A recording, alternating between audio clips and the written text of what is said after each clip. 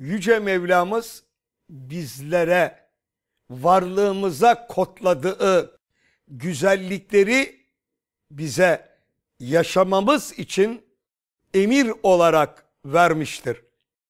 Varlığımıza yüklenen ve olumsuzluklarını kavrayabileceğimiz hususlar da yasak kapsamına alınmış, bize haram kılınmıştır.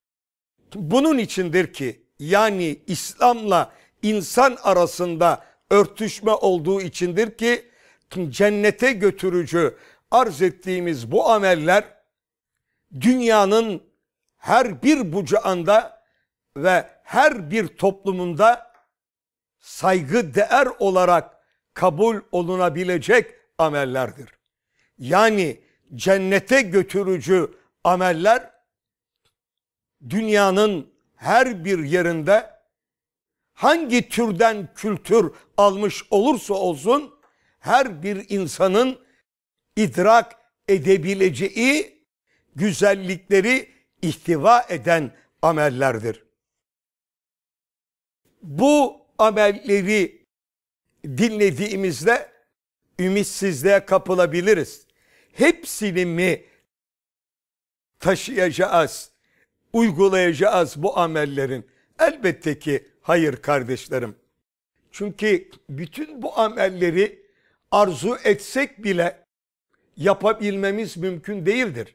Kaldı ki Rabbimiz bizi yapabileceklerimizden sorumlu tutmaktadır. Bazılarımız için cihat gerekli olmayabilir. Bazılarımız için ana babası olmadığı için ana babaya ikram görevi düşebilir. Bazılarımızın çocukları olmadığı için çocuk yetiştirme görevi düşebilir vesaire.